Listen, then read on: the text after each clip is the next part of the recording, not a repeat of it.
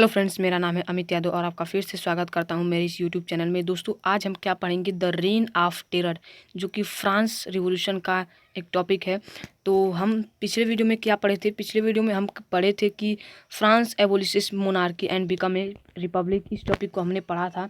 एक बार मैं अगर आपको कहानी रिकॉल कराऊँ तो क्या हुआ था, मैंने पिछले वीडियो में आपको बताया था कि जो लुई 16 थे वो चाहते थे कि दूसरे राज्य के जो लोग थे, दूसरे लोग थे, उनके दूसरे कंट्री के जो लीडर लोग थे, रूलर लोग थे, उनके साथ मिलकर वो चाहते थे कि नेशनल असेंबली पर अटैक कर दिया जाए और फिर से पावर अपने अंदर में कर लिया जाए। पर नेशनल असेंबली ने ऐसा नहीं होने दिया। उसने खुद ही उन पर अटैक करके उन्हें हरा दिया और फिर से जो थी पूरे कंट्री में जो पॉलिटिकल पार्टीज बनने लगी, इक्वलिटी की, वोटिंग राइट की डिमांड होने लगी, जिसकी वजह से जैकोबिन क्लब्स जो पार्टी बना था वो सबसे सक्सेस हुआ था। और जैकोबिन क्लब्स ने हमने देखा था कि किस तरह उसने बहुत सारे बदलाव लाए, चेंजेस लाए, और किस तरह उसने जो नेशनल असेंबली था उसे एक न्यू असेंबली में चेंज कर उसका नाम कन्वेंशन रख दिया। और हमने ये भी देखा था कि लुई 16 थे, उनको 21 जनवरी 1793 को एग्जीक्यूट कर दिया गया था डी ला कॉनकॉर्ड में। तो चलिए अब देखते हैं कि the rain of terror topic जो है, तो ये द रेन ऑफ टेरर, पहले इस जो ये हमारा वर्ड है इसका मीनिंग समझिए। तो कह रहा है the rain of terror. Terror का मतलब तो आप जानते हैं, टेरर का आपको पर समझ में आ रहा है कि आतंक। द रेन ऑफ टेरर का मतलब है कि जब आतंक का माहौल पूरे देश में फैल गया था, उसी को रेन ऑफ टेरर कहा गया था। और ये रेन ऑफ टेरर किसकी वजह से फैला था?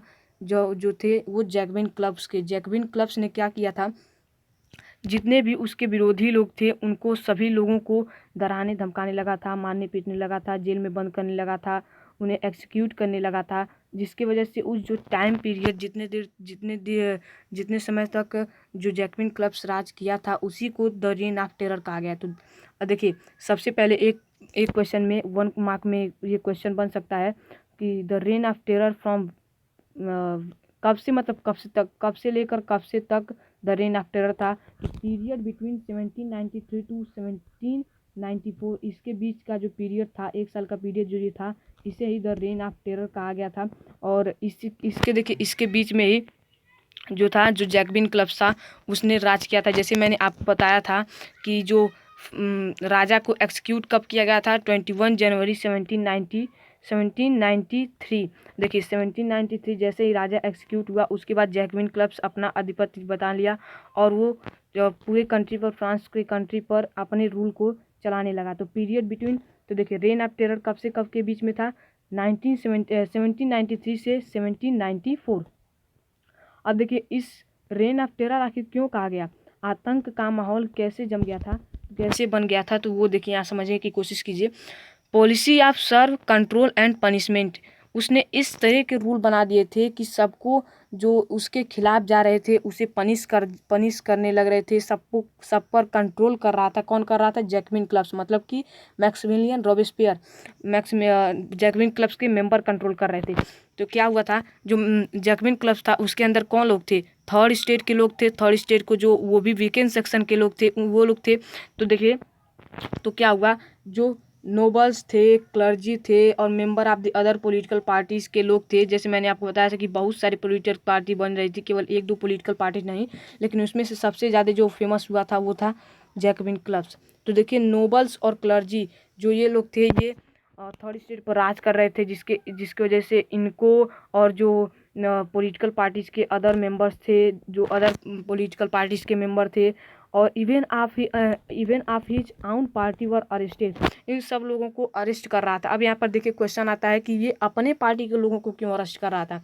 ये अपने पार्टी के लोगों को ये इसलिए अरेस्ट कर रहा था क्योंकि जो लोग इसके खिलाफ जा रहे थे, इसके पार्टी के अंदर वाले लोगों को भी, उनको भी ये अरेस्ट कर रहा था, उन्हें जेल में डाल दे रहा था, और कितने लोगों को तो वो एक्सिक्यूट भी कर दे रहा था।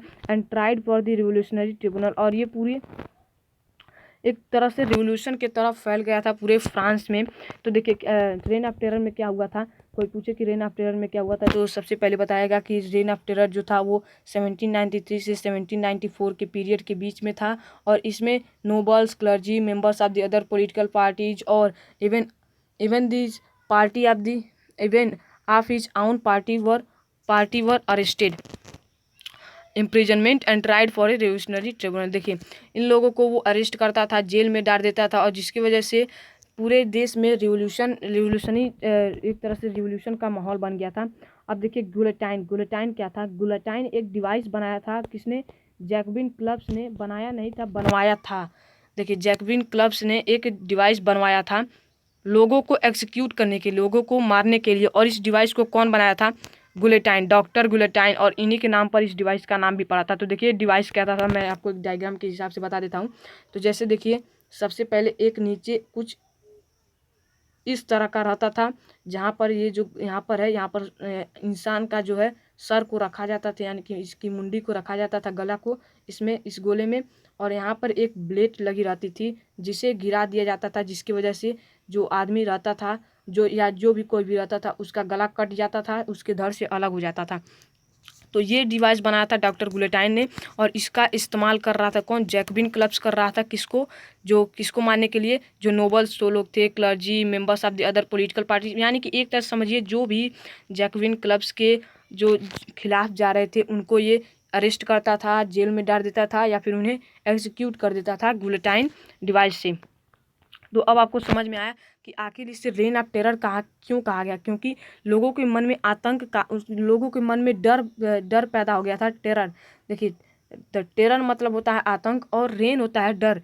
तो देखिए लोगों के मन में आतंक का डर बैठ गया था, लोग डरने लगे थे कि कहीं मुझे भी ना मार दिया जाए। तो देखिए अब आगे देखते हैं। अब देखिए रोबेस्पियर जो थे जैकबिन क्लब्स के लीडर थे, तो उन्होंने क्या क्या चेंजेस लाए रेन ऑफ टेरर के दौरान? तो देखिए maximum ceiling on the wages and prices meat and bread were राशनेड।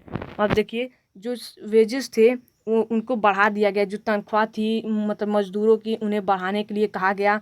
और जो प्राइजेस थी एंड प्राइजेस, जो देखिए कहा गया कि जो प्राइजेस हैं, तनख्वाह है, उन्हें बढ़ाया जाए, और जो मीट एंड ब्रेड वर हैं उन्हें रेशन कर दिया जाए कि एक ही दुकान से लिया जाए, मतलब कि एक फिक्स राशन की दुकान से लिया जाए। अब देखिए ये चेंजेस लाई थी। और एक चेंजेस थी force ceiling of the food grains, promotion of the equality bread.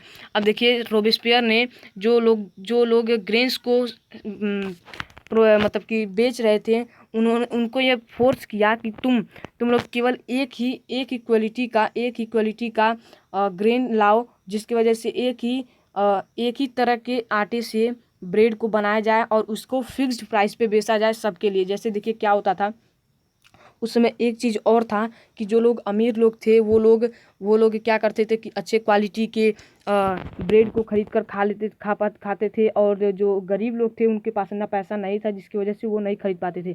तो रोबेस्पियर ने क्या किया कि उन लोगों ने जो शॉप चलाते थे, जो बेचते थे, उन लोगों को फोर्स किया कि एक ही क्वालिटी के आटे से ब्रेड को बनाया जाए, और उसे फिक्स प्राइस पे, न कि जो अमीर हैं उन्हें ज़्यादा या फिर उन्हें कम रुपए में, एक फिक्स प्राइस में अमीर गरीब सबको दिया जाए।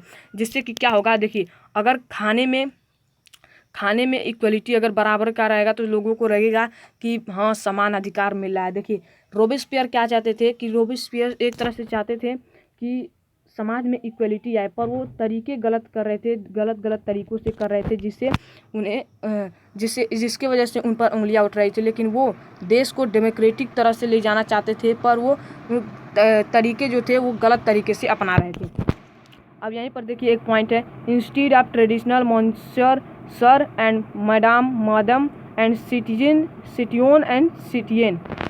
अब देखिए क्या हो रहा था वहाँ पर, जो मॉन्सियोर जो कहे रहे थे उनको सर कहा जाने लगा, जो मैडम कही जा रही थी उनको मैडम कहने के लिए कहा गया। जो ये सब किसने कह रहा था? रोबेस्पियर कह रहा था कि तुम जितने लोग भी मॉन्सियोर कर रहे हैं उनको अब सर कहा जाए, मैडम को मैडम कहा जाए, और जो सिटीजन्स कहे जा रहे थे, जिनको सिटीजन्स कहा जा रहे थे, उन्हें सिटियोन और सिटियन से संबोधित किया जाने लगा। तो यहाँ पर देखिए जो आम बोलचाल है उन पे भी परिवर्तन कर दिया था किसने? रोबेस्पियर ने।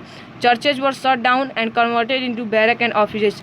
जो क्लर्जी लोग थे, कौन लोग थे? वो इस चर्च को देख रेख करते थे। तो क्या किया मैक्सिमिलियन ने? चर्चेस को बंद कर दिया और उनके जगह पर बैरक और ऑफिसेस चालू कर दिए। बैरक क्या होता है, जो आर्मी को, मिलिट्री को जहाँ रुकने के लिए रुकते हैं उसी को बैरक कहते हैं। तो देखिए ऑफिसेस चालू कर दिए, उसे कन्वर्ट कर दिया किस में, ऑफिसेस में और बैरक में। तो आपको देखिए ये 3-4 पॉइंट हैं जो आपको याद रखना है कि रोबेस्पियर ने क्या चेंजेस किए। उन्होंने जो तनख्वाह बढ़ा दी और जो मीट और ब्रेड थे उन्हें रेशनेट कर दिया, मतलब एक जगह से ख़रीदा जाने लगा। और जो एक तरह के आटे से ब्रेड को बनाने के लिए फोर्स किया और फिक्स प्राइस में उन्हें बेचने के लिए कहा गया।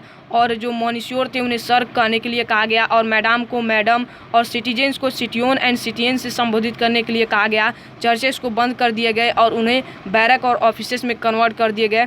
अब देखिए मैक्सिमिलियन रोबेस्पियर को भी कन्विक्टेड बाय द कोर्ट इन जुलाई 1794। देखिए मैक्सिमिलियन रोबेस्पियर को भी मार दिया गया, एग्जीक्यूट कर दिया गया।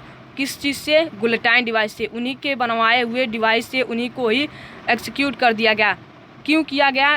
कोर्ट के आर्डर से। कोर्ट ने आर्डर किया कि आप पूरे देश में, कंट्री में आतंक मचा रहे हैं, लेकिन वो एक तरह से देश को डेमोक्रेटिक तरह से ले जाना चाहते थे पर उनके तरीके गलत थे। इसकी वजह से कोर्ट ने उन्हें जुलाई 1794, आपको डेट याद रखना है, जुलाई 1794 को रोबेस्पायर को मार दिया गया। अब देखिए रोबेस्पायर मर गए यानी कि जैकबिन क्लब्स खत्म हो जाएगा। जब लीडर ही नहीं रहेगा तो पार्टी कहाँ से चलेगी।